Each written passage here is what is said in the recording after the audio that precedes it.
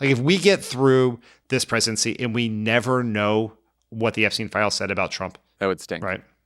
Yeah. It's like it would be a massive failure of civil society. I at least want to know before America ends, you know? It's like what's gonna happen first? The end of the Republic or releasing the Epstein files? It's like when a TV show gets canceled before they could bring the story to close. That's what I'm saying. Welcome to Pod Save America. I'm Jon Favreau. I'm Dan Pfeiffer. Dan, I like your new setup. All we did, John, is we just moved the desk back a little bit and we got some new lights. It's a whole new world in here. For those of you who are just listening, you're going to want to check it out on YouTube because Dan, you're going to see Dan in a whole new light. Just literally a whole new light. Several new lights, in fact. All right, Dan, on today's show, we got Epstein, we got redistricting wars, we got deportation news, quick check-in with the brothers Cuomo. They won't be here. We're just going to check in on them. And it's very important because people were. and we got Dan's interview with Michael Osterholm, a vaccine expert, about RFK Jr.'s decision to cancel funding for mRNA vaccines. But let's start by just stepping back for a second. Because we are all well accustomed to having a deranged sociopath running the country, it's easier and probably better for our mental health to avoid freaking out about every crazy thing Donald Trump says and does. But since the economic news has gotten worse, his deportation regime has become unpopular, and his Epstein scandal has split the MAGA movement, Trump has been on the defensive. And whenever he's cornered, he gets even crazier and more destructive, which has especially been true this week. And I think it's worth paying attention to. We're going to talk about a lot of it on the show. Just a sample, Trump said he's happy to hear that his Justice Department has launched a grand jury investigation into the make-believe crimes of Barack Obama and Hillary Clinton and Obama's administration.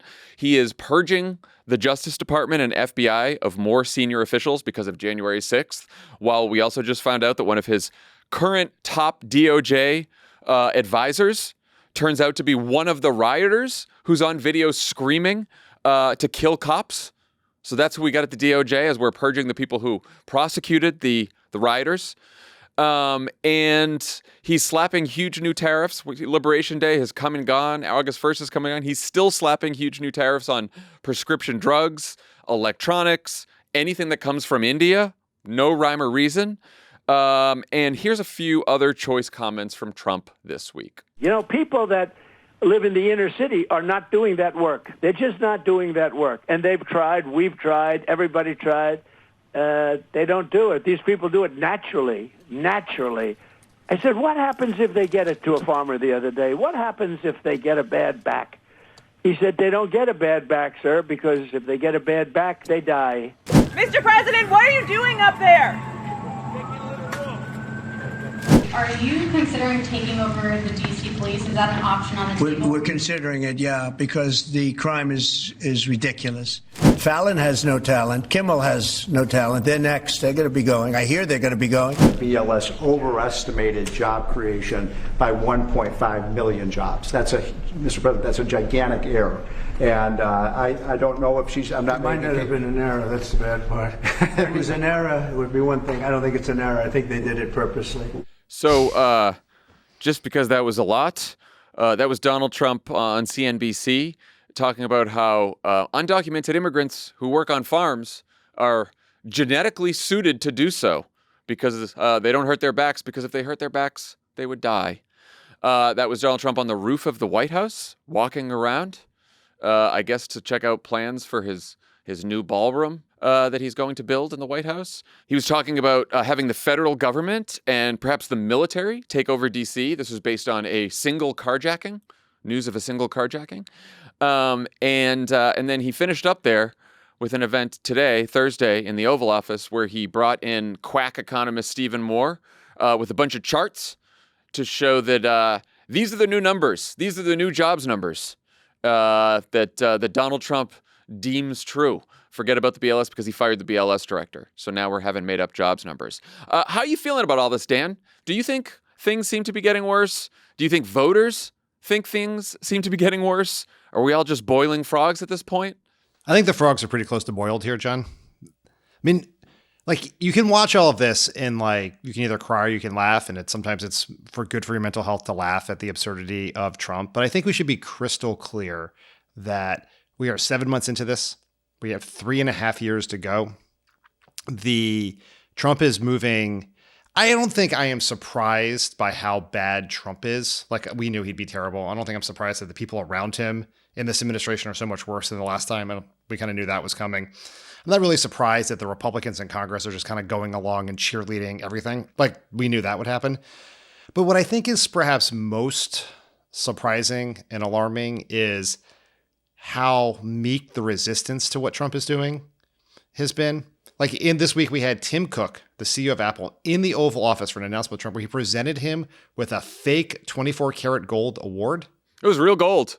Real gold. Fake award. The award was fake. The gold was real. Gold was real, yeah. And so Tim Cook's the CEO of Apple. Apple is the most powerful company in the world. If there's any person in America who could resist having to debase themselves in front of Trump, it is Tim Cook. I'm not saying that Tim Cook and Apple should turn, that Tim Cook should turn Apple into the Resistance HQ. No, but you can at least avoid this embarrassing display where you give a fake award to the Mad King and you slather him with praise so that he will give you better tariffs. Like, take Harvard, right? Harvard, there's one institution in America that has the power and the war chest with their massive endowment to stand up for the First Amendment and academic freedom. It is Harvard. And what are they doing? Trying to cut a deal. The Institutional Democratic Party has failed over the first 7 months to make themselves a credible vehicle for anti-Trump sentiment and resistance in this country. And you see this you saw this over the weekend with all these fucking dishonest yahoos in tech and Wall Street trying to explain the firing of the BLS director is that this was really just a decision that Trump was making because of a disagreement over statistical modeling and not a lunatic who didn't like the jobs numbers and wants to create his own reality. And it feels to me, and I think this is like a really dividing line in how people are thinking about Trump, is it feels to me that all these people, Tim Cook, the business community, even some Democrats, view this as a period to survive. That if we can just make it through the next 3.5 years, and whatever we have to do to make it through, right? We'll give him a fake award. We'll pretend like he's not a lunatic. We'll give money to his inauguration. Whatever we can do to make it through the next 3.5 years, it was what we have to do, and we'll be better on the outside of it. There is no evidence that what comes after Trump with this Republican Party is going to be better than Trump. It may be less ridiculous, but it's going to be no less extreme. It'll probably be smarter and more effective. And so the time to fight is not 3.5 years from now. It's right now. So I got so mad watching everyone this week because every time one of these people who could fight back doesn't, when they give in to Trump, it strengthens Trump and weakens the opposition to Trump. And that is where we are. And I think we're in a very, very dangerous place. And people keep making decisions for their own personal short-term interest without seeing the bigger picture of what is to come. Because today, Apple's fine. Tomorrow, Tim Cook could do something to piss off. They could run the wrong show on Apple TV, and he could come right after him. So if you give in now, he's just going to take and take and take, and it's put us I think we're in a very, very bad place right now. Yeah, I think your point about like short-term self-interested thinking is the right point. It's the central point here because to build a country, to have a country that's successful, you need to think about the long term and future generations and what might happen down the road. And you need to think about not just yourself, but the other people that you share the country with. And it is very clear that many elites in this country are not thinking of either. And guess what? Tim Apple, he got his exemption from the tariffs, right? Trump has decided to have 100% tariffs on microchips, but Apple is now exempted because Apple has made one of those bullshit promises to invest a lot in the United States, which is like no one's going to be able to check. So you can just say whatever. And he's given him a gold bar. He's given him literal gold. Goes to the Oval Office, hands Donald Trump some gold, donated to the inaugural committee. And Tim Cook's probably like, well, I got a board of directors and I got a bottom line and I got to figure this out and I got to just get through this, right? And it's like, yeah, maybe you'll get through this. Maybe you got your exemption, but what happens down the road? What happens to the economy? What happens to like everything in this country that made your success and your company's success possible? What's going to happen there? The other thing I see is, and I think Democrats can get a lot of shit. And by the way, there are some Democrats that are fighting really hard. There's a lot of people who've been out in the streets. There's organizers who've been fighting really hard. Like, I do think some of the people who have been as worried about Trump as they have been for the last decade have really been, working hard. What I have noticed, and I don't know what you think, like in my own life, is there's a lot of people who don't like Trump and probably didn't vote for Trump. But they see everything that's happening and they're like, I've tuned out. I can't tune in anymore. It's all crazy. It's like washing over. And some of it's exhaustion. And some of it is like, well, what are we supposed to do? And some of it is like, for my own mental health, I'm going to worry about myself, my family, my friends, and pretend that what's happening in the country and what Trump's doing isn't really happening. And so it's this sort of like willful ignorance, or this hope that maybe if you just like close your eyes, then everything will be fine in a couple years. And it's just not going to be that way, right? Like we're going to talk about redistricting and these wars and like Trump trying to basically lock in a permanent Republican majority. If you had asked me when Trump first won the second term back in November, if I was really worried about the 2028 elections or the 2026 elections, I'd be like, yeah, kind of, who knows? It's Trump. You never know what he's going to do.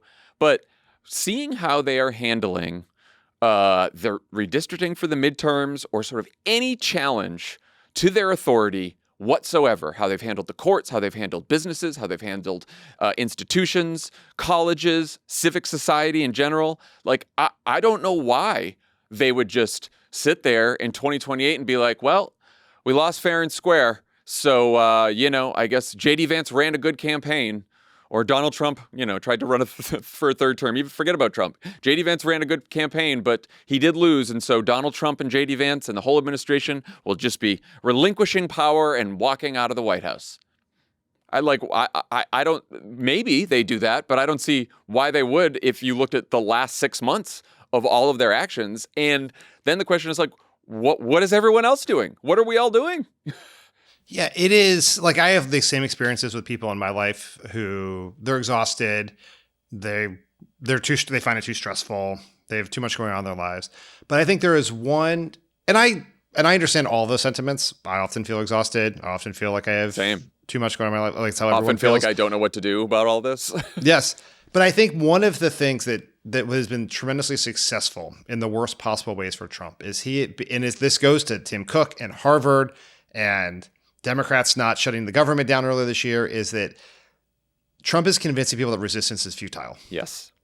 And so, because what you need to be, it is so hard to care. So it's so hard to fight, right? To get up and do all the things that so many people are doing, right? Like, I very specifically use the term institutional Democratic Party. Yeah. Right? Because there are people all across the country, including Democratic politicians, who are fighting their asses off. I was speaking more about it's not even each individual member of the leadership. It's just the fact that the parties as an entity is in the toilet in terms of its approval ratings, right? Yeah. But is that until we can convince people that there is hope for something better, and that is what fueled the resistance in 2017, was if we can just win the House, we can do a whole bunch of really good stuff, right?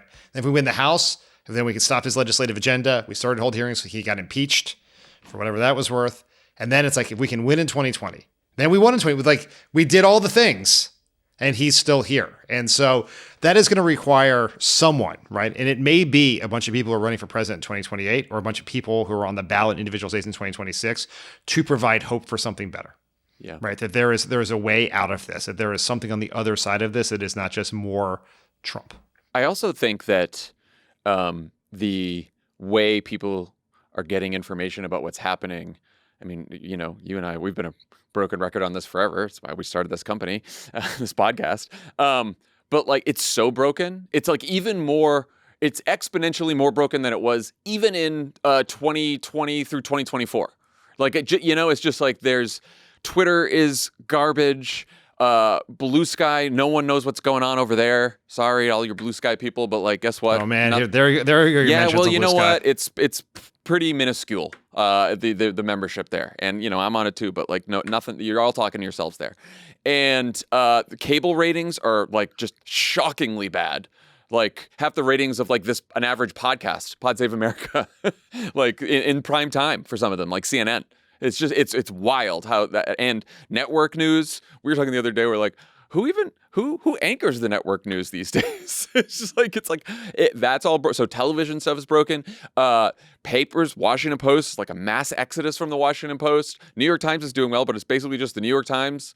I don't know, Politico. Like what? It's just really hard for. So I criticize people who are like turning away and not knowing what to do, but also it's sort of like hard to get good information about what the fuck is happening right now. Yeah, I mean, that is a huge part of it for sure. Like most people can go about their lives and know none of the details of what we're talking about here unless you opt into political news.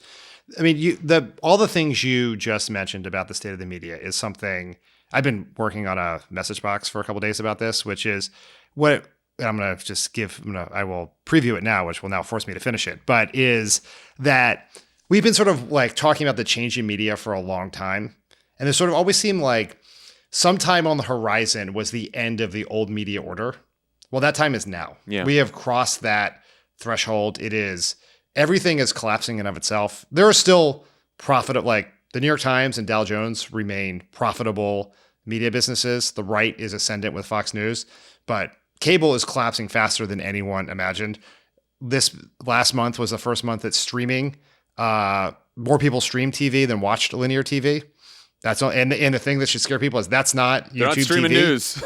They're streaming YouTube on their TVs, which is the big thing. That's why we need everyone to subscribe to the Pod Save America YouTube channel, because when people go to YouTube to learn about politics and news, we want them to see progressive content like we have, not right-wing slop that is currently dominating YouTube. And everyone in their understanding of politics, how they conduct political campaigns, how they communicate information, all has to change to reflect that reality, because we're still running the old playbook. And it's one of the reasons why people can't get information, because we keep running and telling people who have no reach anymore or no credibility anymore, and expect it to filter down to the people who are going to make political decisions in this country or decide elections in this country. And there are asymmetrical implications to this development for both parties, or at least for Trump and then everyone who's not Trump, because Trump wants us all to be exhausted and turn away and just feel like, I don't know what's going on. I don't know what's true and what's not. Like that benefits him, and that does not benefit us. Like we actually need people paying attention, informed, and able to use the many platforms we have to coordinate and communicate with each other to try to figure out how to fight this. All right. Enough. We just had to talk about our feelings at the beginning there for a little bit. I feel unburdened slightly. Yeah, that was good. All right, let's talk about the story most responsible for Trump feeling cornered lately: his refusal to release the Epstein files and the subsequent ongoing cover-up. J.D. Vance was supposed to hold a strategy meeting at his residence about how to deal with the political fallout that included the kind of officials presidents usually turn to when they have political problems: the Attorney General, the Deputy Attorney General, and the FBI Director. But once CNN found out that meeting was happening, Vance, in his fucking annoying, holier-than-thou way, said, oh, it was completely fake news, and how dare you ask that question? Completely fake news. Well, you should get better reporters.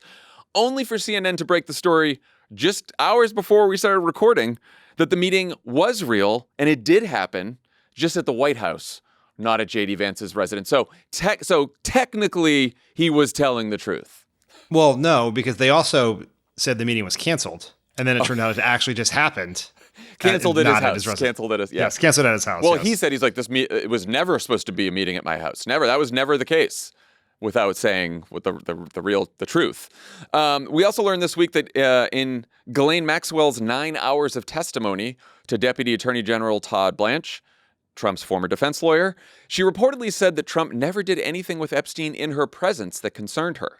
Ghislaine Maxwell, convicted child sex trafficker, whose word you can always trust. And surely those comments had nothing to do with the Trump administration's decision to relocate her from a federal prison in Florida to a minimum security facility in Texas nicknamed Club Fed, a move that shocked even Bureau of Prisons employees. On Tuesday, Trump finally faced some real journalists and got a question about this from CNN's Caitlin Collins.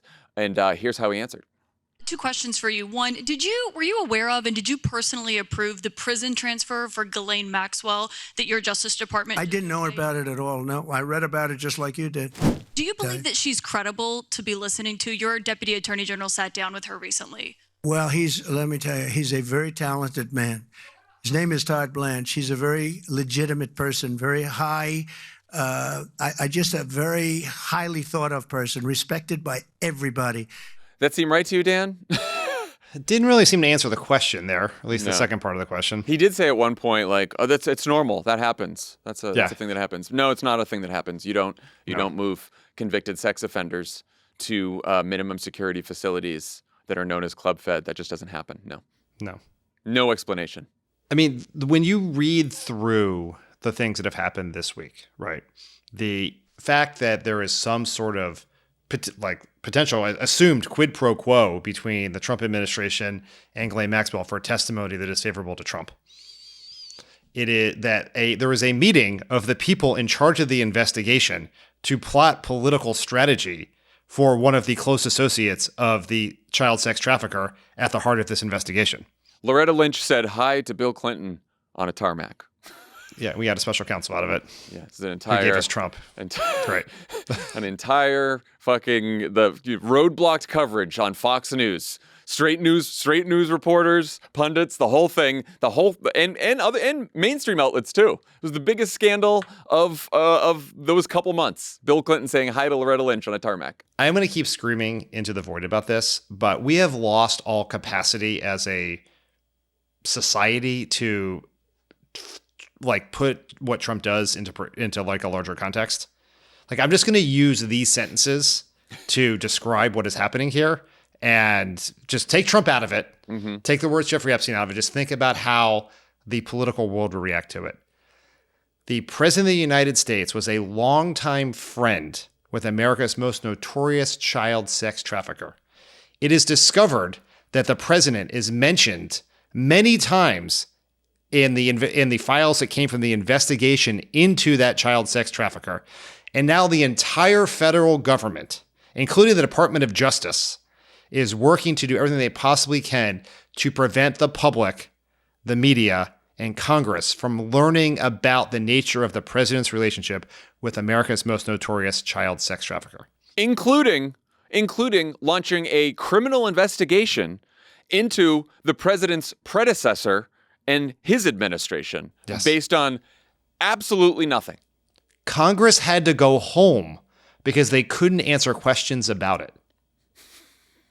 Because they were so afraid to take a vote that would force disclosure of files that may once again disclose information on the president's long-term relationship with America's most notorious child sex trafficker.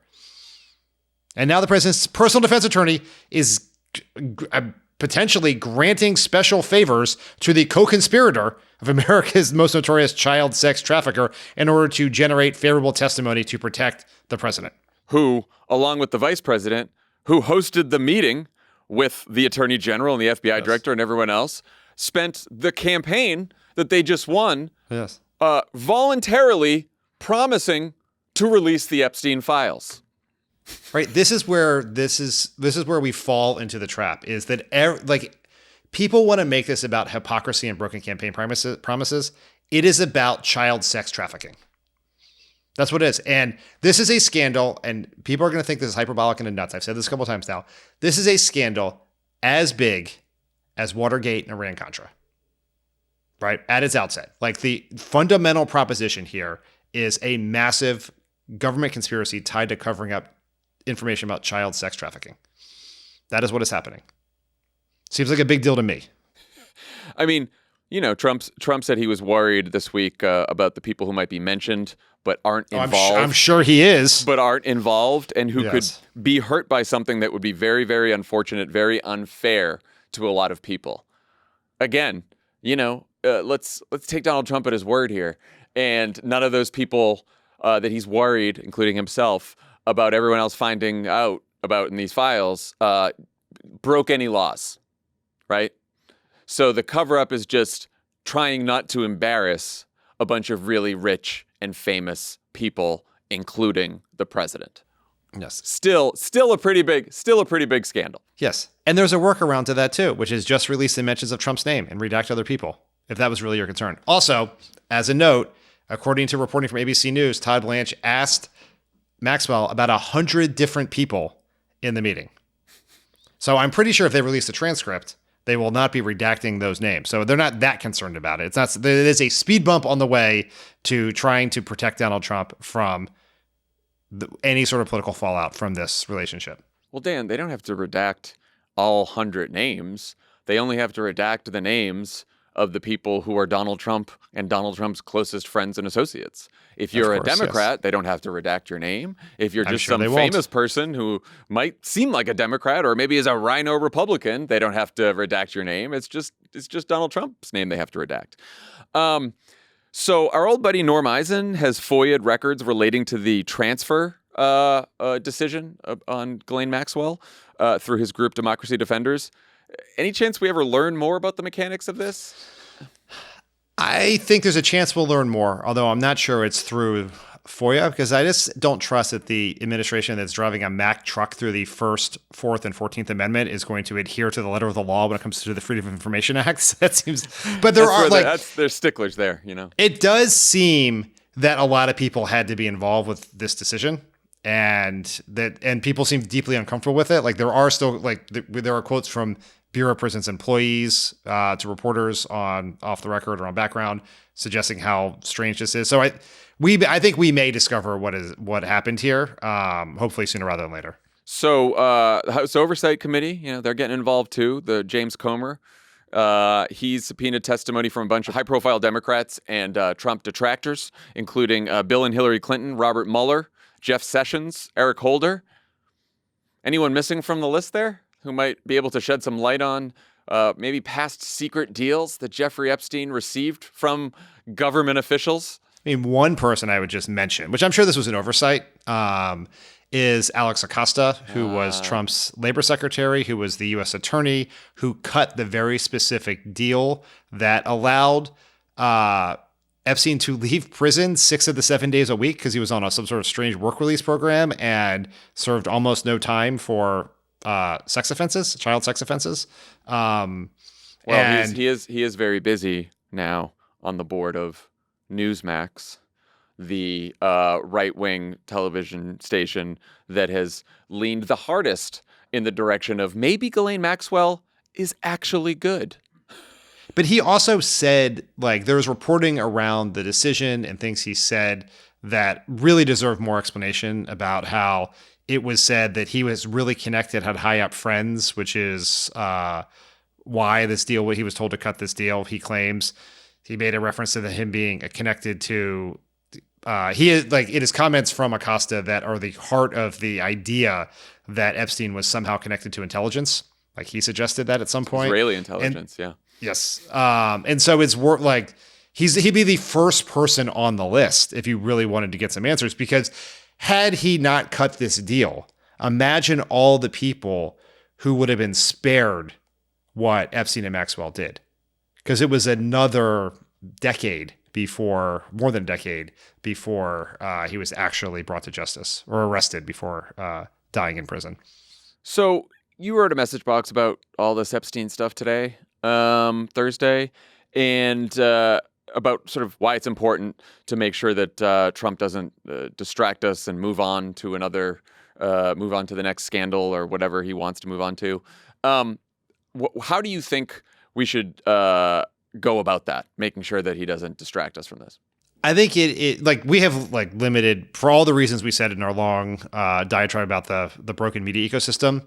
But I think we should just have to continue to keep the pressure up. I think when Congress comes back, that Democrats have to, at every opportunity, demand a vote, right? Use every platform they have to do it. And I think it gets back to just focusing on the core proposition about what is happening here.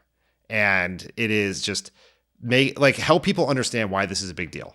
And just keep hammering at it, keep putting pressure on the press to do it. There is still great reporting happening on this a lot. All the things we mentioned are from CNN, ABC, but you can kind of feel the like the investigative press is working, the political press is starting to get their August wandering eye to other stories. Because what is really interesting to the political press, because they're not the ones like digging deep into the Bureau of Prisons to find who signed the transfer order, it was two things. One is Congress, right? With like what's happening in Congress, like how does this affect this? They can talk to the members about it. They're out of town. But the other one is tension in the Republican base. And that tension still exists. The polling shows it still matters with voters, but some of the most prominent voices have been brought to heel by Trump. And like, so that takes away from the political press. But I think we need to keep making this a political story, keep talking about it, just keep putting pressure on people for as much as we possibly can. Because I really do believe, and maybe I sound crazy, I think this is a massive, important scandal that at least we need to pull every thread to get to the bottom of. Like if we get through this presidency and we never know what the Epstein files said about Trump, that would stink. Right. Yeah. It would be a massive failure of civil society. I at least want to know before America ends, you know? It's like what's gonna happen first? The end of the Republic or releasing the Epstein files? It's like when a TV show gets canceled before they could bring the story to close. That's what I'm saying. What I'm saying. I want to get to the finale. So there continues to be real-world evidence that the Epstein thing actually matters to real people. Nebraska Congressman Mike Flood made the audacious and, for a Republican, increasingly rare decision to hold an actual town hall in his district this week. Here's what it sounded like when the subject of accountability for Epstein came up. Why are you covering up the Epstein files? I am for the release of those records. All right, Mike Flood. We love that. Reporters who were there said that everyone in the room, even the Republicans, were cheering for more transparency on Epstein. But on basically every other subject, things didn't go so great for Flood. Let's listen. Next slide, please. No taxes on overtime. And more than anything, I truly believe this bill protects Medicaid for the future. I believe it. I can tell you, we're going to see an influx of money into Nebraska hospitals. Sounds like a good time. What do you think they were chanting there at the beginning? Wasn't it tax the rich? Tax the rich. Thank you, Austin. Thank you, Dan. I couldn't hear. Getting old. So put on your strategist hat for a second. What were your first thoughts seeing that town hall? I think it does highlight what I believe to be probably the most under-discussed story of the first 7 months of Trump's presidency is that despite like obvious dissatisfaction with the Democratic Party, high disapproval ratings, polls that show that we want new leaders, that despite all of that, the grassroots anti-Trump movement is as fired up as it has been since the beginning of the Trump era in politics. So you saw this with the No Kings rally. We've seen this in other town halls have happened. People are much more fired up. The resistance was a big story in 2017, 2018, 2019, 2020. The press doesn't cover it anymore. It doesn't get attention, but it does exist. It is real, and people are fired up about what is happening. And, just pretty fired up about the Republican budget bill and the cuts to Medicaid and the tax cuts for the rich. And I think that can drive a lot of good political outcomes in 2026. And to be clear, the people I was talking about earlier who are turning away, it's not the resistance, it's the normies, right? And I think that you're going to need to bring in some of the normies into the anti-Trump resistance movement, who we didn't have before, just because the level of danger right now is so much higher than it ever has been, that I think you're going to need a bigger movement than we've ever had before. But you're absolutely right that I think the energy, and again, we're not hearing about this energy as much, we're not seeing it as much because all of our information channels are broken. But it was good to know that it's certainly there, because they're like, oh, it's Democrats that showed up. It's like, great. I don't care who shows up. It's a random guy in Lincoln, Nebraska, a random congressman decides to hold a town hall, and it gets packed. Like Annie Carney of the New York Times was there. So like lines out the door around the building like it was a presidential campaign of people trying to get in. So whether that's, Democratic energy, anti-resistance energy, anti-Trump energy from, former Republicans, whatever, it's great to see. Anyway, so that's good to see. And, just a reminder, If you want to help out folks that are going to these town halls, if you want to make sure the Democrats take back the House in 2026, then just go to Vote Save America. Our friends at Vote Save America are ready to help you do something about it. That can tell you ways to donate your time, donate your energy, donate your money to really make a difference. So very important. Go check out votesaveamerica.com. Hey guys, it's Tommy Vietor. You can support the work we do here at Crooked Media by becoming a member of the Pod Save America YouTube channel.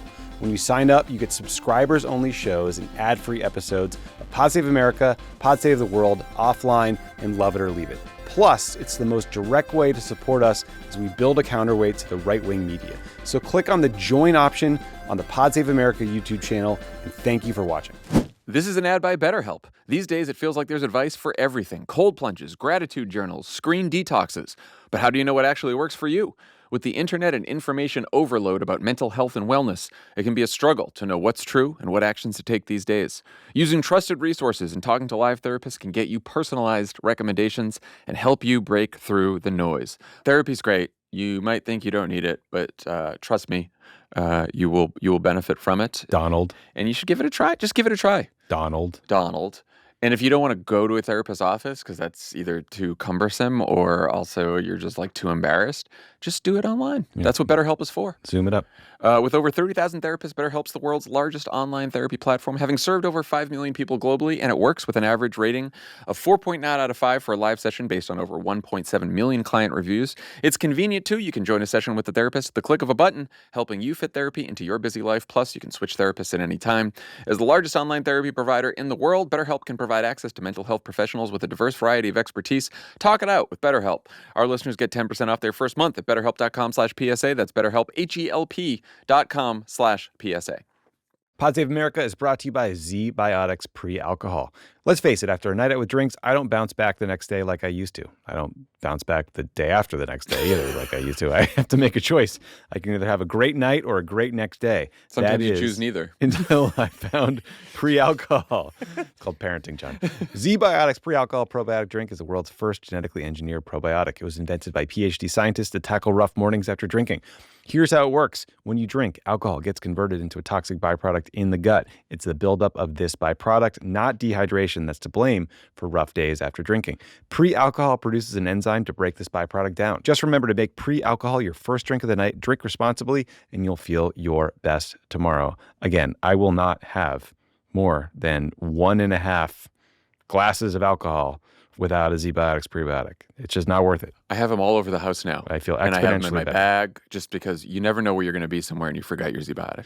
If you're going on your bachelor party, it's going to be challenging, right? Like this is we're not trying to sell you some sort of snake oil here. There's no miracle cure to solve every rough next day in perpetuity, but boy, does Z-Biotics help me.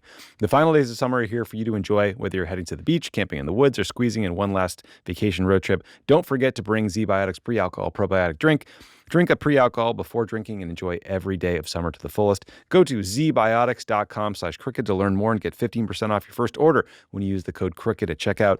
Z-Biotics is backed with a 100% money-back guarantee, so if you're unsatisfied for any reason, they'll refund your money, no questions asked. Remember, head to zbiotics.com/crooked. Use the code crooked at checkout for 15% off. So Republicans are responding to angry voters showing up at town halls by trying to pick better voters. Trump and the rest of the MAGA establishment are hard at work trying to lock in a permanent Republican majority by rigging the congressional maps ahead of the 2026 midterms. Trump thinks this is the least we can do for him, as he said on CNBC this week. We have an opportunity in Texas to pick up 5 seats. We have a really good governor, and we have good people in Texas. And I won Texas. I got the highest vote in the history of Texas, as you probably know. And we are entitled to 5 more seats. He's entitled. The entitlement apparently extends way beyond Texas to any state with a Republican majority. Conversations are happening in Missouri, South Carolina, Florida, Ohio, and Indiana, where J.D. Vance visited on Thursday to pressure the state's Republican governor, Mike Braun. Politico reports that Republicans think they can get 10 or more House seats just by redrawing the maps. As we've talked about, Democratic states are threatening to counter, with California in the lead, but it's not clear which other states can make it happen or win or how many seats there are left to squeeze out of those maps for Democrats. And in response to Texas Democratic legislators making the completely legal decision that has precedent to leave the state and deny Republicans a quorum to redraw the maps there, Texas Senator John Cornyn asked the FBI to hunt them down and drag them back home. And apparently the FBI said, sure, no problem. So that's where we are. Now we're using federal law enforcement to scour the country for Texas Democratic state legislators so that you can forcibly bring them back to the state legislature so that the Republican governor can redraw maps to hand Donald Trump 5 more seats so that he can keep control of Congress. Sounds very democratic, doesn't it? Yeah, it's what Just the founders a had in mind. thriving democracy. Yeah. Everything is completely normal. What do you make of all this insanity? It's quite concerning, I'd say. I mean, look, Republicans know the Democrats are favored in the midterms, right? The map is harder than I think a lot of Democrats think, but given how Democrats turn out in midterm elections, given Trump's approval rating, just given the general thermostatic reaction where the country reacts to a new president and they go the other side, there was always this segment of the electorate, even if they voted for Trump, who wants a check on power. And so you would imagine that we're favored. So what are they doing about it? And the polls are bearing this out. And not only bearing this out, but the Democratic margin on the generic ballot in polls has gotten larger over the last couple of months. Yep. And it's not where it was in 2018, but it's certainly well within a place where you would expect the Democrats to have the majority. Yep. So Republicans had some options here, right? Trump could try to do more popular things. Trump could try to stop blowing up the economy. Republicans could distance themselves from the unpopular president to try to improve their brand. They're going to do none of those things, right? What they're basically trying to do is to rig the election, to take this very extraordinary step of mid-decade redistricting to draw new maps to benefit them. And they've given up all pretense of coming up with even a reason for why they're doing it. Yeah. Like, it's just that Texas Republicans are doing it because Trump said to do it, and Trump's doing it because Trump thinks they deserve it. Even if it means you fundamentally do not understand math to think that you deserve it, because that's not what the election results show in Texas or elsewhere. You know, you get this a lot from people. Like, every time I write a message box that is how something could hurt Republicans in the midterms, the response you get from a lot of people on our side is, well, the Republicans will just cancel the midterms. And it's hard to imagine how you actually cancel elections in a country where elections are run by states. That's like hard to fathom. But you don't have to do that. You can just pick the voters for the election in a way that helps you maintain power. And that's what they're doing. And it's brazen and aggressive, and it's quite dangerous. What do you think about the potential for widespread public blowback to these moves? Because, we've process arguments. They're hard to make. They are, process arguments about democracy and elections. We've been down this road before. They're important to make. They're hard to make. They are hard to break through. For people who are not paying as close attention to politics, they're sort of hard to understand. I bet if you polled people on do you think politicians should get to choose their voters, they would say no. But what do you think people know about the extent of what's going on? I think they know very little about the extent of what's going on. I think Democrats can use it as a data point in a larger argument how about Republicans have become representatives of the broken political system where politicians only care about power for themselves. I think you can use that. The argument, I support the Democratic states responding because I think brute force is the only viable response here, but it does make the message more murky. Because you can say, well, Democrats do it, Republicans do it. This is all just par for the course. No one's going to look into who started it, And I don't we'd have a cleaner message if California wasn't doing it, but we'd also have fewer seats. Right. And so I would pick the latter. I would pick having the seats rather than the cleaner message. Yeah, I don't think this is something to campaign on. I think this is an inside fight that we just have to fight, Yeah. It doesn't seem realistic to expect any Republican-controlled state to resist Trump on this. I don't know if you disagree. And what's your current tally on who comes out ahead here? Oh, the Republicans almost certainly come out ahead. It's not even, I don't even think it's close because California has to go through extraordinary measures themselves just to do this. Mm-hmm. New York, as you guys talked about on Tuesday, Governor Hochul is talking a strong game, but it's very hard. Experts do not believe they can get this done before the 26 midterms. Illinois is already a state where it's very hard to get more seats out of without putting more Democrats at risk. Maryland could get 1 seat. Right, you can get a couple seats out of Missouri. You can get 5 seats out of Texas. Florida is looking at possibly getting 5 seats if they push forward in response to California. Indiana can get a seat. So I think Republicans would come out ahead. Yeah, it seems like California can neutralize Texas, but then, that's why J.D. Vance went to Indiana, and that's why Missouri is thinking of moving ahead. So, I mean, I guess if California neutralizes Texas, it seems most likely that then they come out a few seats ahead. We've talked about this before, but Florida has some challenges in redistricting in time for the midterms, and some of the other states. But it seems like the most doable for them are Indiana and Missouri. Yeah. And Ohio. And Ohio. Right? Ohio's another one. So that sucks. But they currently, what do they have? Currently 2-seat majority or whatever. Like it is every seat is going to matter in this situation. But as we've said before, and I brought up your point here on Tuesday's pod, even when they in Texas, if they gerrymander new seats that they think are Trump plus 10 or Trump plus 15 from the 2024 results, that's not necessarily the case in 2026 when Latino voters are already shifting away from Donald Trump by pretty significant margins. Yeah, and I think in Texas, the medium to long term is even more is likely devastating to them than just the short term. Because they had the opportunity, in Texas, they had the opportunity to draw these districts in 2021. They specifically chose not to because they didn't want to dilute the Republican electorate across too many districts. They were like they basically did incumbent protection because they saw changing demographics. The changing demographics were not entirely Latino related. They were also suburban, growing suburbs, growing exurbs, and those becoming more democratic. But there is risk in this for Republicans. In the right year, the wave washes over the dams they build. Yeah. Adding to the chaos, Donald Trump's announcement on Truth Social Thursday morning that he's ordering the Commerce Department to conduct a new census and that, quote, people who are in our country illegally will not be counted.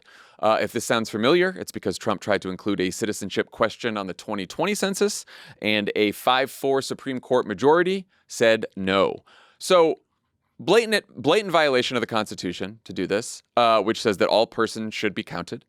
Supreme Court ruled against him 6 years ago on this. What's he doing here? He's going to try again He's got a slightly different court this time. So, will that matter? I guess because it was Roberts and the 4 liberal. I guess because it was Ruth Bader Ginsburg was there. So could he get a 6-3 out of this? Or 5-4 in the other direction? Maybe. I will say if he somehow gets away with not counting, violating the Constitution and not counting undocumented immigrants in the census, places like Texas, Florida probably lose seats as well.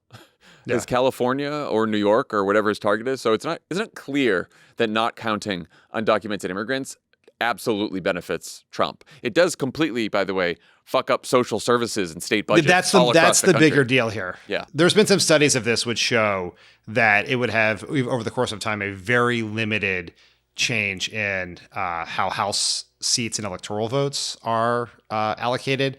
But the bigger thing is it would just radically screw over screw over states and communities who have high undocumented populations. Yes. And not just the undocumented populations get screwed over. No, the schools. Your school funding is based on the population in your community. If you cut out a bunch of citizens on Medicaid, it's bad. It's bad. It's not bad. It's bad for everyone, but particularly American citizens in states and communities that happen to have a decent number of undocumented people in that community. One last thing on district maps. The Supreme Court is considering a challenge to Louisiana's congressional maps and asked for a briefing on so-called majority-minority districts, a longstanding practice under the Voting Rights Act. Can you explain for people what's at issue here and what the consequences would be? Yeah, this is a 5-alarm fire because Section 2 of the Voting Rights Act says you cannot deny someone or dilute political power based on race. And so what they've, in the past, in its most nefarious form, they would draw the districts in a way to dilute the black vote to the point that it was like spread out so thin over every district that there was no political power. And the way that this was remedied when people sued these maps for violations of the Voting Rights Act was you would create a majority-minority district, which is why in these southern states like Alabama, Mississippi, Louisiana, Arkansas, that are very Republican but have large black populations, their Democrats have a couple of seats because they've drawn these majority minority districts. Like Alabama has 2 Democratic seats. Mississippi has 1 Democratic seat. Just to give you, like, I don't think people realize how large a part of the population in these southern states Black people are. 1 in 4 people in Alabama is Black. 1 in 3 people in Mississippi are Black. And so if they strike down, if they say that majority minority districts are a violation of the Equal Protection Clause, then we will lose seats, almost every Democratic seat in the Deep South, because they will just divide the Black vote up in a way that suggests that there will be no representation for the Black community, no representation for Democrats from these. It is a huge, huge deal. And it would be the complete fall of the Voting Rights Act. It's like the last thing remaining as the Roberts Court has chipped away at it year after year after year. If they take this down, that will be the end of it. Yeah, I guess the only potential reason for hope is that they have looked at Voting Rights Act stuff before, and as they chipped away at the whole Voting Rights Act, they have not touched this yet. But again, maybe, I don't know if we've seen a case with this court, with this composition yet on this, so who knows? But it's quite concerning, is what I'd say. So Trump isn't just trying to stop counting immigrants. He's, of course, also trying to deport as many as possible. Here in L.A., ICE agents are now jumping out of the back of Penske rental trucks at Home Depots to arrest any brown people they suspect of not having papers, which Mayor Karen Bass says is violating a court order prohibiting the government from racially profiling. The Trump administration has now asked the Supreme Court to take a look at that temporary restraining order to see if so that they can go about racially profiling all that they like. So stay tuned on that one. In Texas, the new Fort Bliss detention camp is about to start holding at least 1,000 people in tent-like facilities and will ultimately hold up to 5,000, making it the largest detention camp in the country. Defense Secretary Pete Hegseth has also approved the use of military bases in Indiana and New Jersey for the same thing. The Trump administration is also bringing back their family separation policy by telling parents they have a choice. They can either be detained and deported without their kids or leave the country with them. The New York Times has found at least 9 cases where families have been separated. The administration's also now targeting pro bono immigration lawyers for the first time. DOJ is currently trying to sanction Joshua Schroeder for the crime of challenging the deportation of his client in court. So now they're sending a message not just to the big law firms, but to lawyers who are doing pro bono work for immigrants. And ICE Barbie herself, Kristi Noem, announced this week that there's no age limit, no more age limit or college degree required if you want to mask up and join Stephen Miller's secret police force.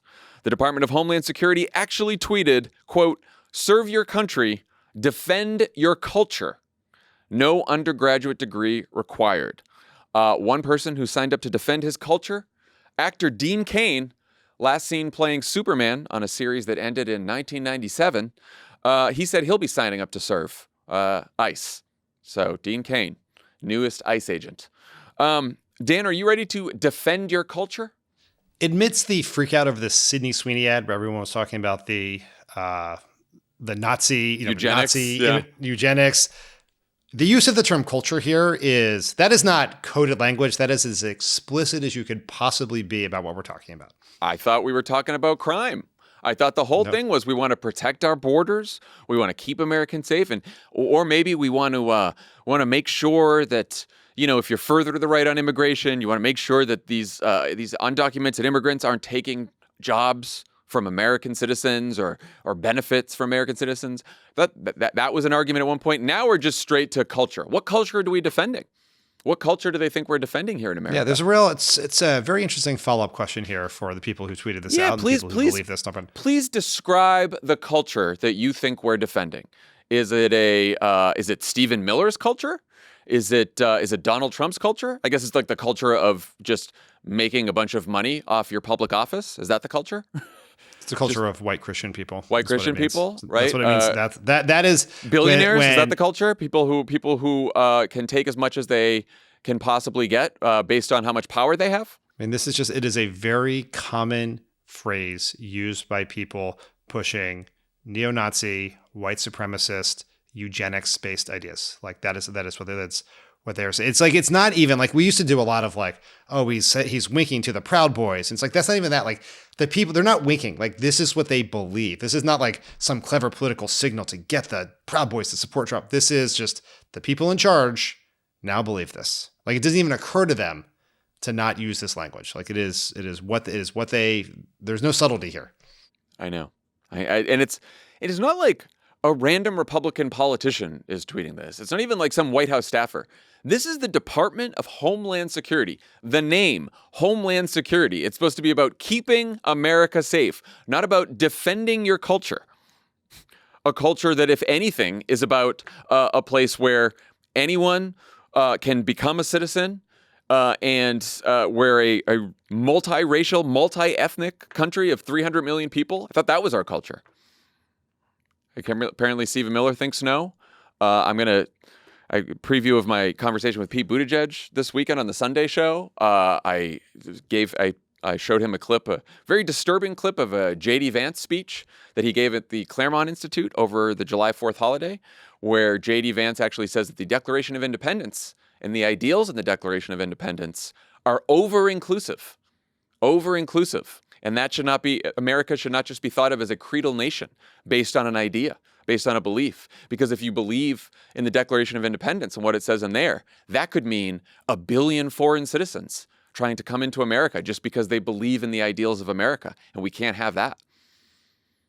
It's fucking wild, man. It is not. There's a longer conversation to be had about JD Vance. I know. I started to have it with Pete, but I could have a much longer conversation about JD Vance, because also this week, by the way, Trump said he is the most likely heir apparent to the MAGA movement.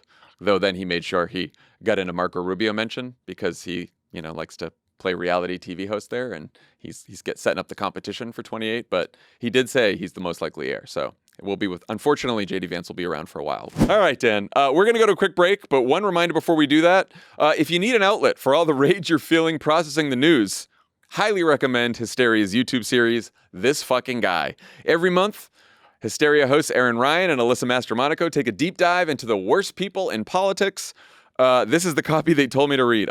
Haven't read it yet. Think of it like a true crime series, where the crime is always someone who sucks having too much power and influence. That's awesome. That's great copy. Great copy. The show has covered Elon Musk, Jeff Bezos, Stephen Miller, my buddy, and lots more. But the new episode of This Fucking Guy is all about DHS Secretary, ICE agent cosplayer, and noted dog killer, Kristi Noem. Wow, exciting. Also, check out this week's South Park. Great Kristi Noem content, which we covered on our YouTube channel, the Pod Save America YouTube channel. You should check it out. Subscribe to the Pod Save America YouTube channel, because, when people are searching for Sydney Sweeney discourse, we don't want Megyn Kelly's show to come up. We want Pod Save America to come up, right? Subscribe to the Pod Save America channel. That's the genius channel. Behind your Twitter fight. There it is. Pod Save America is brought to you by Strawberry.me.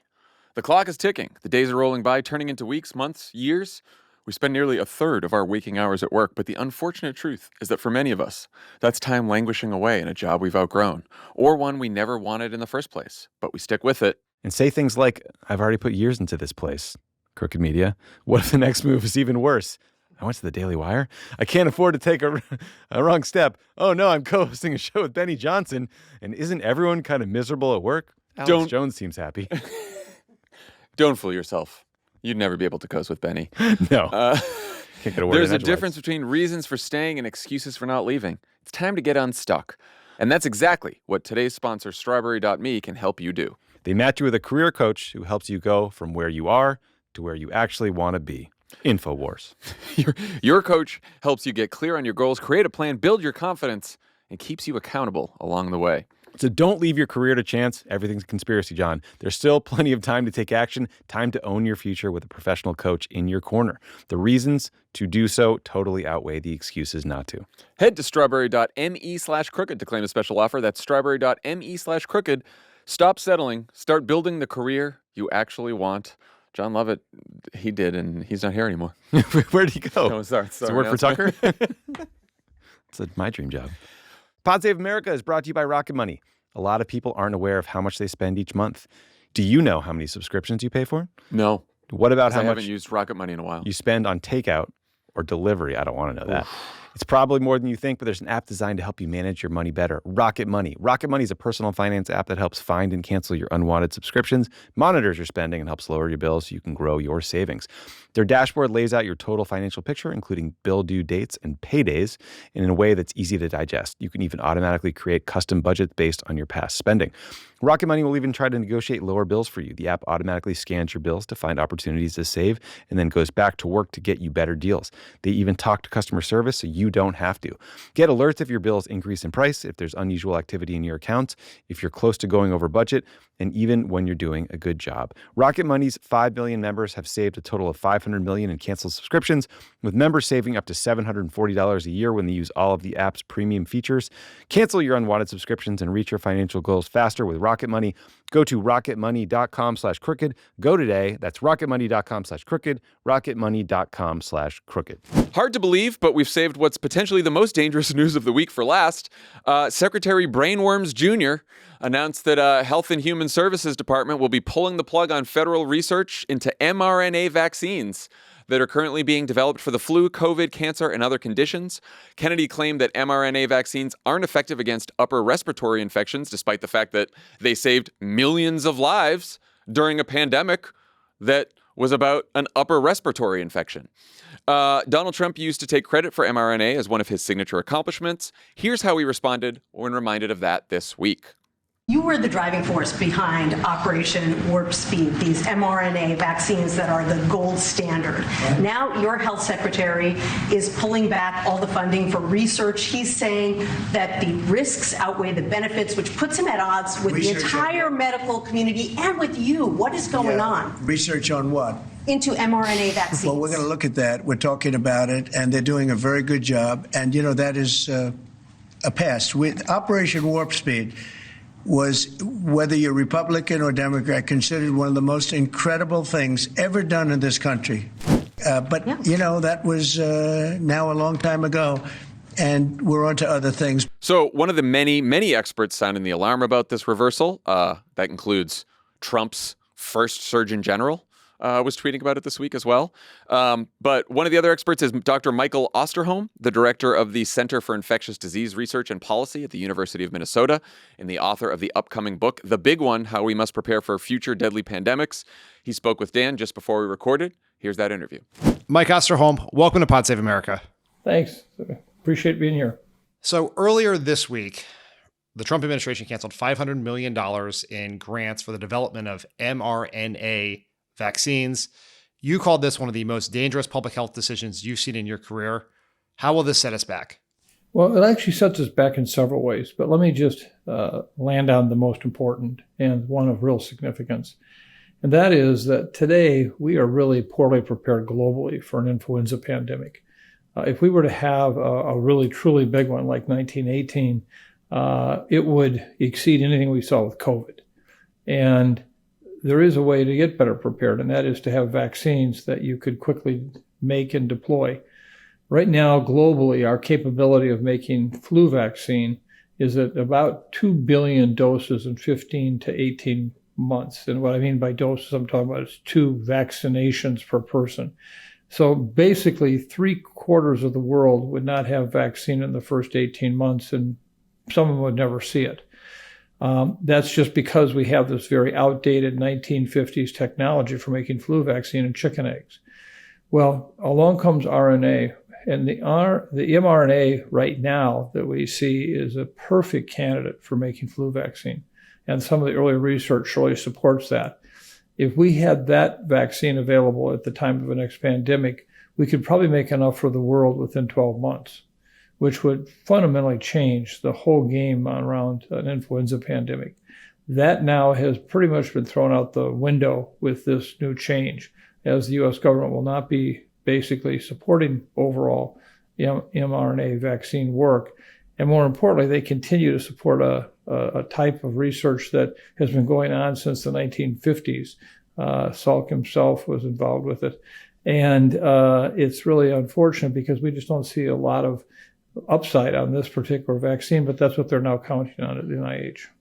Yeah, I guess that's my question, right? The critics of RNA vaccines or mRNA vaccines say that they don't catch mutations, that there's questions about them, and they want to go back to whole virus vaccines the way we used to do it. Sort of how do you respond to the questioning of the efficacy or safety of mRNA vaccines, and what are the downsides of going back to the old way of doing it? Well, first, the old way of doing it was no longer used because it didn't work all that well. Actually, believe it or not, a split cell vaccine, which we have now, is where we break the virus up a bit, actually provides more contact with different parts of the virus that would otherwise be protected as a whole virus, that gives you a better immune response. So we've abandoned whole cell, 40 years ago, because it was not providing us with good results. Somehow I think there are some that now believe that just because it's in the hands of the current leadership at the NIH, it's suddenly going to change and be different. We don't know how. Our center actually is responsible for tracking all influenza vaccine work in the world. And we have a website that's maintained that actually today you could go on it and find out exactly every product that's out there, where it's at in terms of its research, what phase is it in, what it's dealing with. And so we really have some expertise in flu vaccine evaluation. And I can tell you that the virus from the NIH at this point does not even rank anywhere near, of interest to most researchers at all. Obviously $500 million is a lot of money. Can the private sector step in here? Are the pharmaceutical companies continue to develop these vaccines, or do they need government support to do it? Well, this is where it gets more complicated. And I say that because number one is that there was about $500 million already put in by industry. And that, I think, is going to evaporate quickly because the handwriting's on the wall. Why invest in something for which the U.S. government is not going to support or move forward?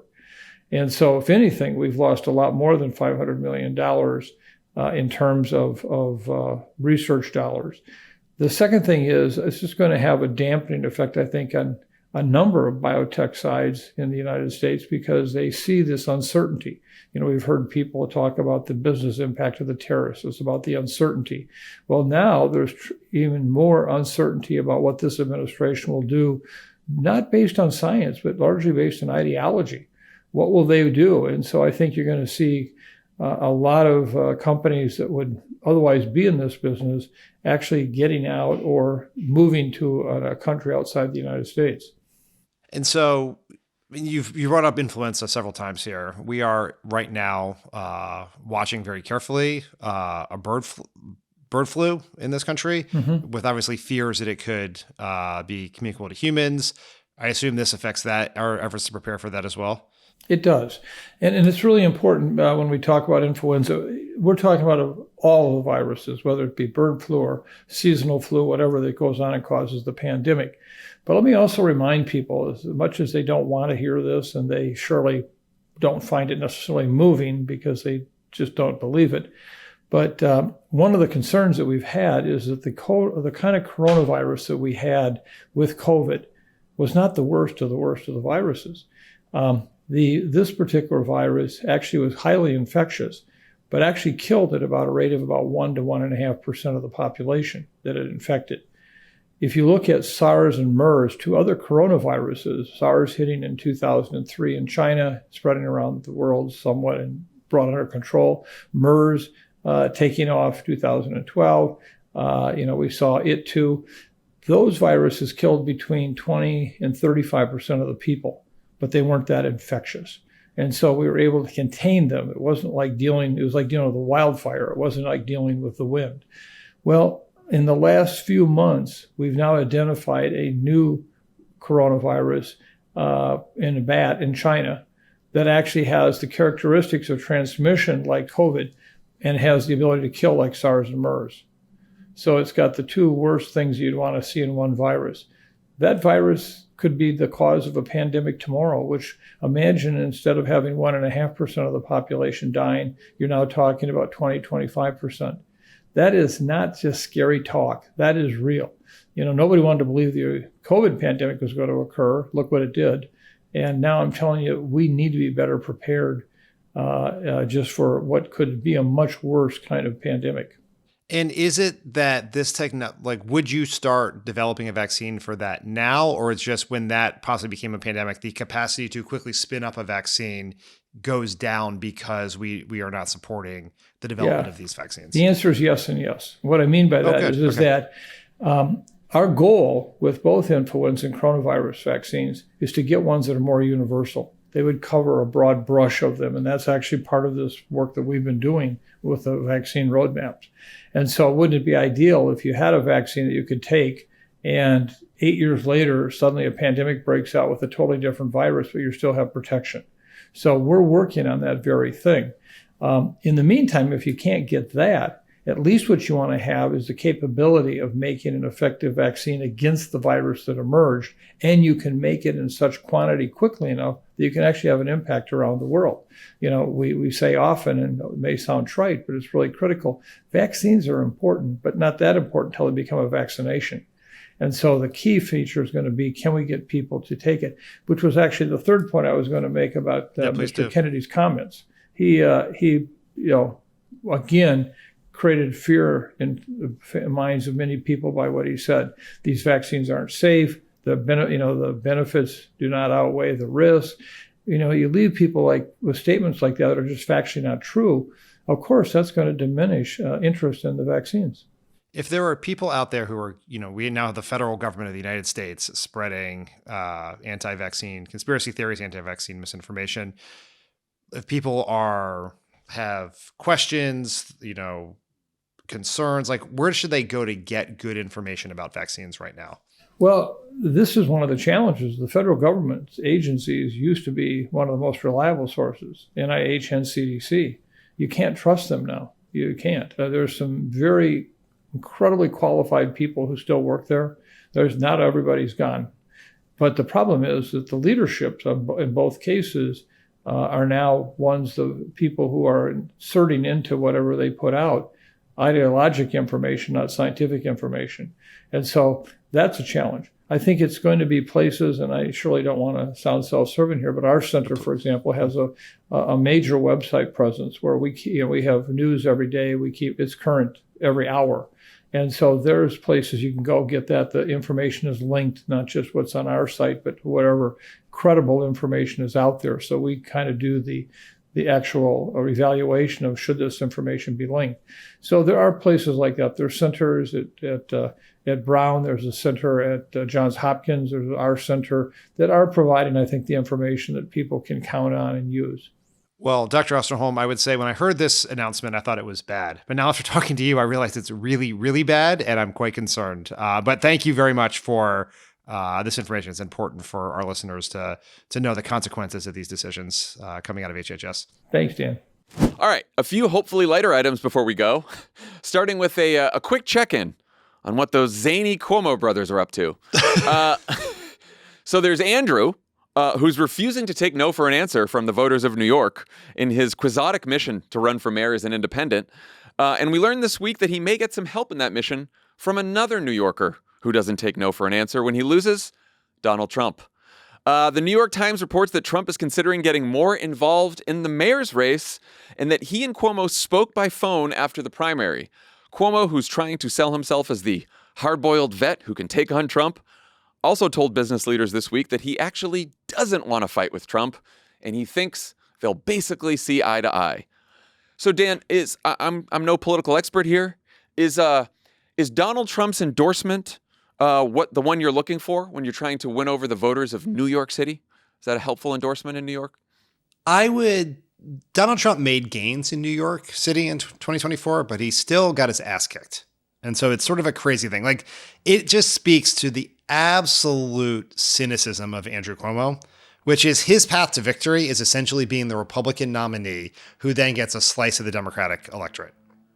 And so that's why he doesn't want to fight Trump anymore. He's trying to get Curtis Sliwa's votes and some of Eric Adams' votes. That's his goal. There is no path for him as the candidate of independents and some Democrats. He knows he can't win with Democrats.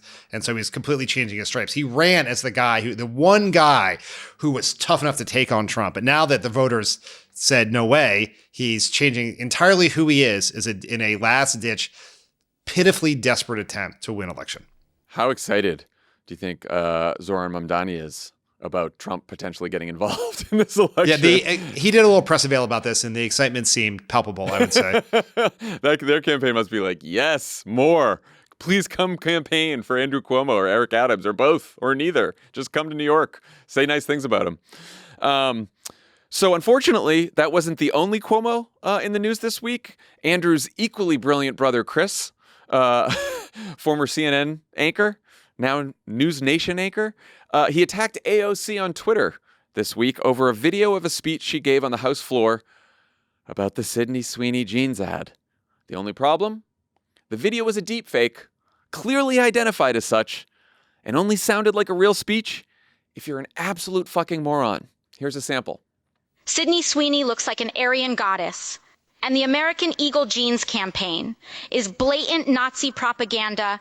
I mean, fuck. Watching that sultry little temptress squeeze into a Canadian tuxedo, 3 sizes too small, with her bouncy little fun bags on the screen staring at you, piercing through the core of your soul, with those ocean blue eyes that could resurrect the Führer from his grave in Argentina. Honestly, it gets better, worse, better, funnier. So the younger Cuomo posted an outraged reaction, reading nothing about Hamas? What? Or people burning Jews' cars? But Sweeney jeans ad? Deserve time on floor of Congress? What happened to this party? I'm speaking like this because the spellings were all over the place. Lots of typos. Fight for small business, not for small culture wars. He really unloaded a lot in one tweet. Yes. After being mocked by the entire internet, not often the entire internet comes together for something anymore, but they did for this, called out by AOC herself, Cuomo replied with a sort of apology, not really, reading in part, quote, "You are correct. That was a deep fake, but it really does sound like you." No, it doesn't. Before doubling down on the Hamas thing, demanding that she send him a video of her demanding that Hamas surrender immediately. So that's it. We just all gotta, everyone send your videos of you calling on Hamas to surrender to Chris Cuomo by EOD. Thank you. So I'm embarrassed to admit this, but I watched a 3-minute clip of Chris Cuomo from his show addressing this controversy. Yes. Now, I watched it on the internet because I would not know how to find. You're a real sicko. I appreciate that. If you told me that the winning lottery numbers for tomorrow's Powerball were going to be a broadcast on News Nation tonight, I would not be able to get that. I would not be any richer. But I watched it, and I would say I know Chris Cuomo a little bit because I used to work out with him. Used to spot him at the gym. He never invited me to the gym. Yeah. I was not a spotter for him, but I used to do CNN. Like I was a CNN political commentator for a few years, and like the America's centrist Jim Bro shtick is a lot. But I actually really thought he would just like genuinely apologize, and just say like I fucked up. Like that is something I think in the past. He might have done before he was fired from his job for advising his brother on his brother's scandals while he was at CNN. But it's neither here nor there. But he did. And the 3-minute clip is basically that tweet. He says, I messed up. It was a deep fake. It was AI. But it sounded like her. And then he went on a tirade about how she, has not demanded that Hamas surrender, which is the one thing Hamas has said they're waiting for. I'm telling you, they are in the tunnels and they are like, if enough people on social media, libs especially, call for us to surrender, we're coming out of those tunnels with our hands up. That's it. The war could be over. Yeah. Unfucking real. Speaking of the Sydney Sweeney controversy. Oh, yes. We here at Pod Save America, we found ourselves in the middle of a right-wing discourse on it this week.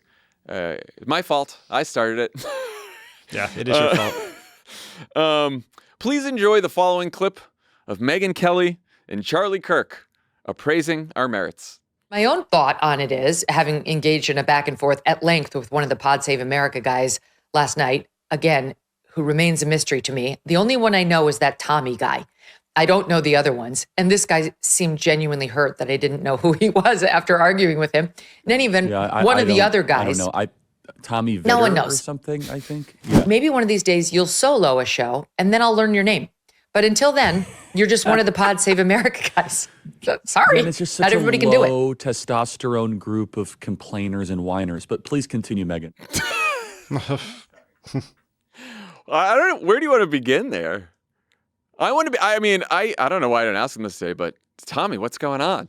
Yeah, I mean, I asked Tommy. What's the backstory there? He refuses to disclose. Oh, why. Does he? Yeah. And the way she said Tommy, it was very loving in an otherwise pretty tough couple seconds for Megyn. Yeah. It was like, except Tommy. I know Tommy. Yeah, it's very strange. I would also say what I'm am I outraged by the low testosterone thing? No. No, I don't. What I'm outraged by is that she does not know about the fucking hit podcast Offline with Jon Favreau, a solo podcast with Also, your goddamn name in it. This isn't a big thing either, but we're using solo as a verb now. We're soloing. Yeah, I think that's a verb. I think when you are in music and podcasting, I think you solo. She's soloing. Okay, I'll give her that then. I will say her bit to me about not knowing me. Like, I don't give a fuck if Megyn Kelly ever knows me or I talk to her or whatever. It just doesn't matter. But the bit just seems really weird and forced to me. Like, she spent a good part of her day responding to me on Twitter, a person she has followed on Twitter for years and has replied to before. And the reason she knows my name is because it's right there in the Twitter account that she was replying to for several hours. I mean, that was a wild use of your time. Well, you know what? I don't get into Twitter fights anymore that I don't think I can win. And this one was so fucking ridiculous because it started with Megyn Kelly lashing out at Beyonce in a Levi's ad. And the people who told us for a couple weeks that the left was losing their mind over Sydney Sweeney and jeans and how fucking crazy, she decided to then go crazy over Beyonce in a Levi's ad. Called her fake, called her fame fake, called her success fake. Beyonce, who has just like one of the most talented, successful people in the world. And it's like, you can not like her music if you don't want, but what are you doing? And my only response to Megyn, which wasn't really a response to her, but I was like, here's the thing. You take a poll of the country and I don't know, 80, 90% of people would be like, I like the Sydney Sweeney ad. I like the Beyonce ad. I like both of them. Or at the very least, I don't dislike either of them because most people are fucking normal. And Megyn Kelly is not, as are all the people fighting about this online. I sent you some polling that buttressed your argument with Megyn Kelly. Did you use that? Did you reply with that? No, because then I saw the New York Times story did a analysis of social media about this, that just a Times story just ran.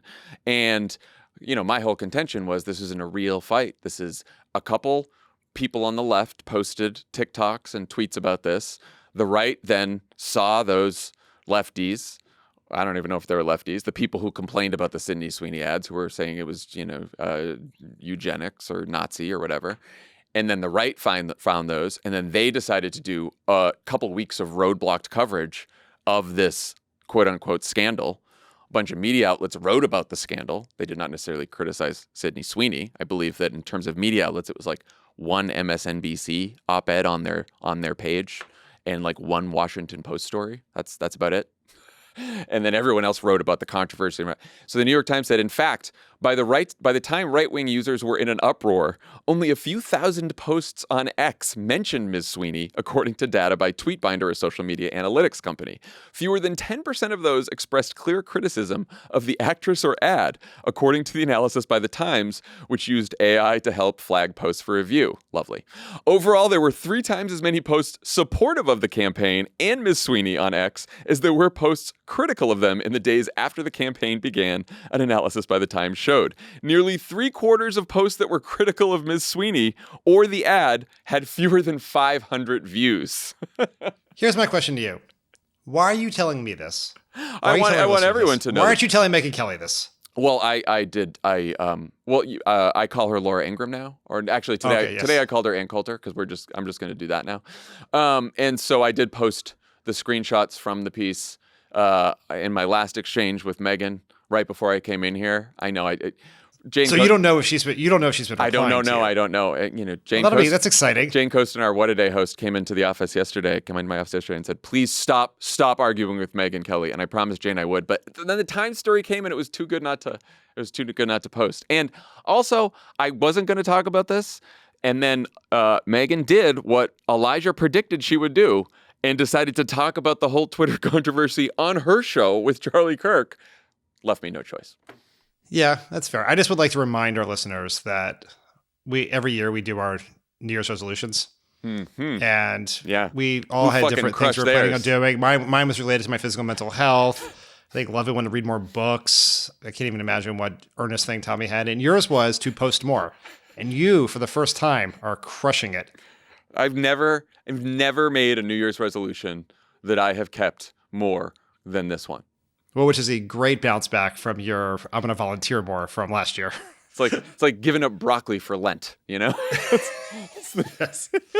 You just like lean into it. Next year will be drink more. It's perfect.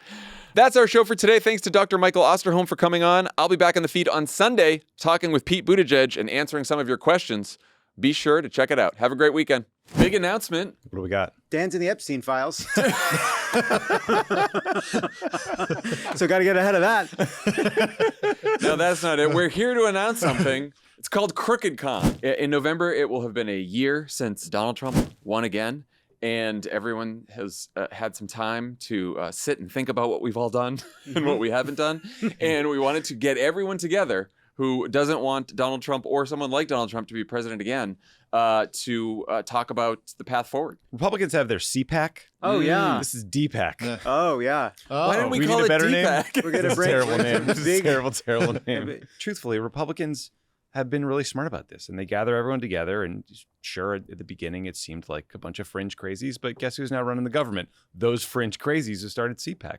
So we need to get together, talk about what's going on, get smarter, get better, maybe trying to figure out how we screwed up so bad in the past, and move forward. If you have seen the intra-party debate in the Democratic Party play out on the internet and in the media, you've probably noticed that it's maybe not the most constructive thing to do. Not always. So a real constructive thing we thought would be to get people together in person and have a bunch of conversations with organizers, strategists, politicians, the cool ones. If you work in politics at any level, from Capitol Hill to in your community, this is the place to go to learn what's happening in this country, to learn from some of the smartest people out there, and meet the people who are on the front lines trying to beat MAGA. Plus, we're going to figure out a way to stop those text messages.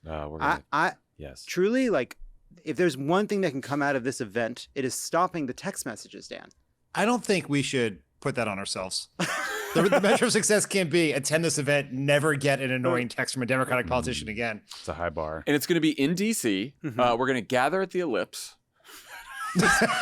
Gonna be wild. It's gonna be wild. Will be wild. Will be wild. Yes.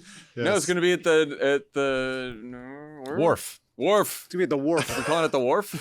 Are we calling it It's the wharf? the wharf, right? It's the wharf. It's going called the to be a wharf. place that's so new that when we lived there, we didn't even. It was just a dock. It was just a dock. It was just now it's a whole wharf. And in case you guys think it's going to be just us neo-lib Obama shills, Yes, we're going to people way have to the right of us. people from across the political spectrum. If that political spectrum is from the left to the center right, It'll run from the left to Tim Miller. Basically, that's the and Sarah. That's really the bounce. we're going to get everyone together and we're going to have some fun. We're also going to do a Pod Save America show the first night. Just to kick things off. And then the next day, we're going to all get together and get down to business, you know? Yeah, get down to business and fun. There'll be alcohol. Yeah, Dan's going to do shots. Dan's going to do shots. If we can solve the text message problem, I'll definitely do shots. Yeah, what happens at the wharf stays at the wharf. Is it even called the Wharf? We don't even know if it's called the wharf. What if it's not called the wharf? Anyway, get your tickets. crookedcon.com. Is it crookedcon.com? Yes. Hey, great job getting crookedcon.com. crookedcon.com. Stay tuned for more information, but we're going to be announcing our lineup soon. November 6th and 7th, Washington, D.C. Be there. Grab tickets. Go online, crooked.com.com. Sorry, crookedcon.com. crookedcon.com. crookedcon.com.